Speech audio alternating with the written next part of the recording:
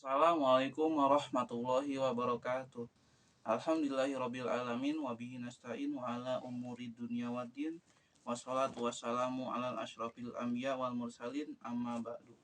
Puji serta syukur marilah sama-sama kita panjatkan kepada Allah Subhanahu wa taala, dan sholawat dan salam marilah kita limpah curahkan kepada Habibana wa Nabiyana Muhammadin sallallahu alaihi wasallam.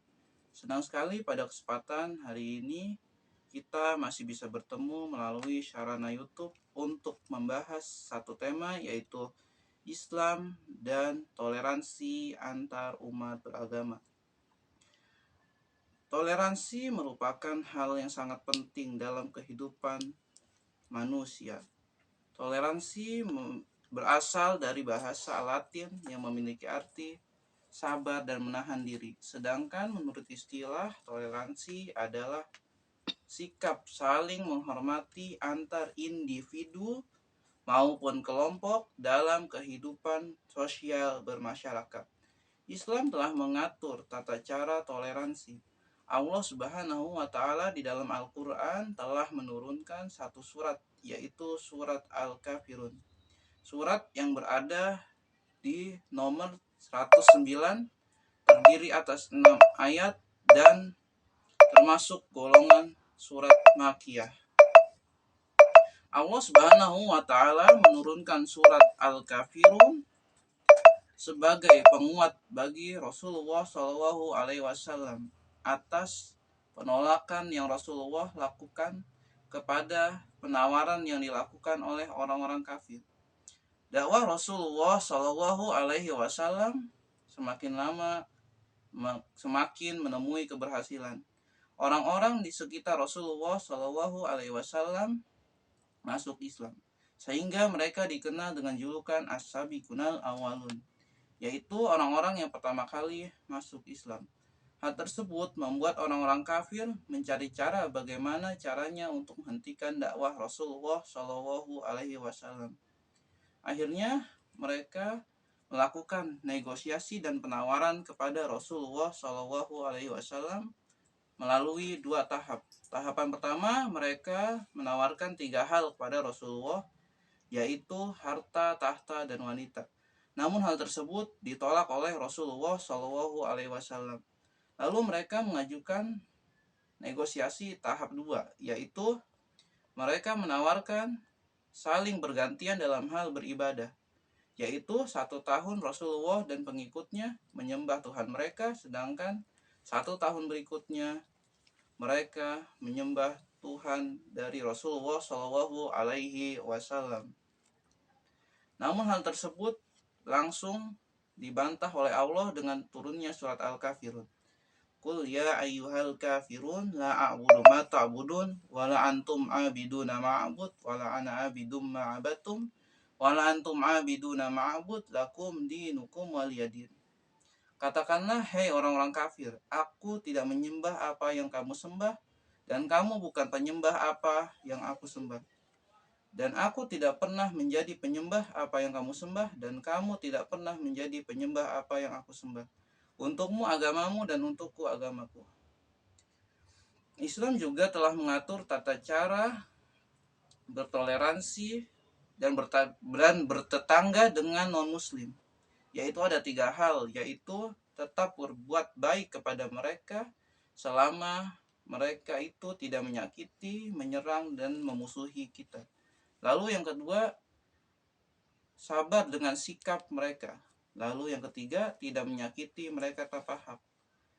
Kisah ini bisa diambil dalam sebuah kisah, yaitu kisah Imam Hasan Al-Basri.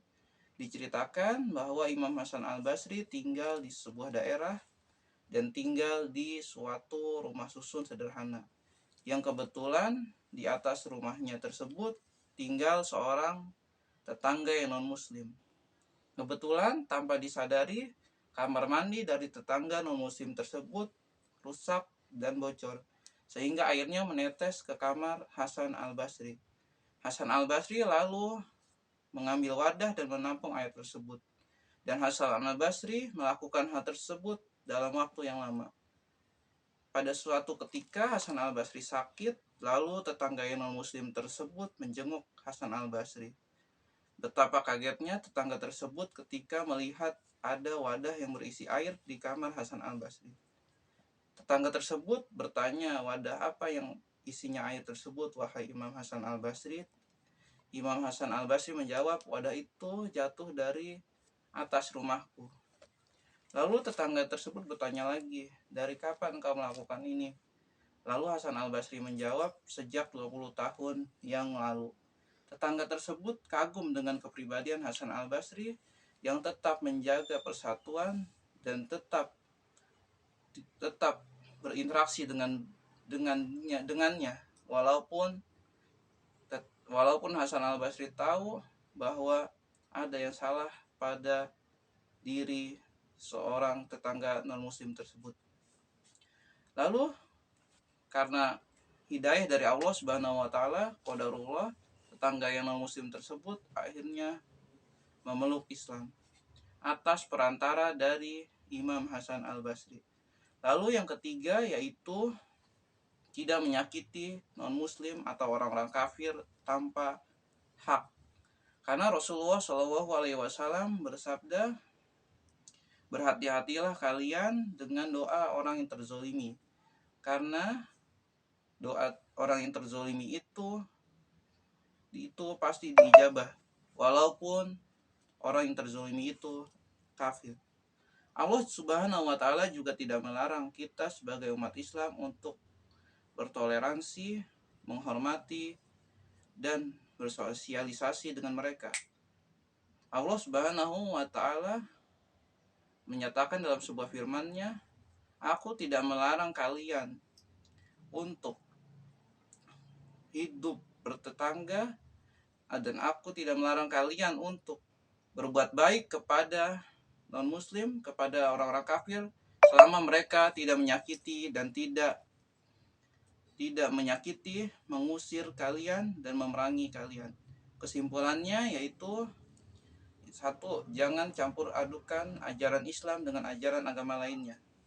Menghormati agama lain bukan berarti ikut merayakan hari raya mereka.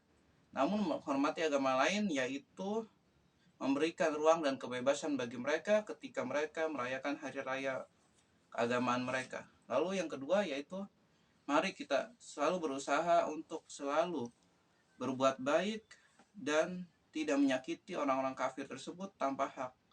Selama orang-orang kafir tersebut baik kepada kita, dan selama orang-orang kafir tersebut tidak menyerang, memusuhi, dan memerangi kita sebagai seorang muslim. Mungkin itu saja yang bisa saya sampaikan. Sebelum saya tutup, izinkan saya menyampaikan satu pesan, yaitu mari kita sebagai seorang muslim menunjukkan hal yang sebenarnya tentang Islam, bahwa Islam itu adalah agama yang toleran, Islam itu agama yang jauh dari kekerasan. Karena Rasulullah SAW bersabda bahwa Islam itu agama yang lurus, dan Islam itu agama yang penuh dengan kasih sayang dan juga penuh dengan toleransi. Wabillahi taufiq wal hidayah. Wassalamualaikum warahmatullahi wabarakatuh.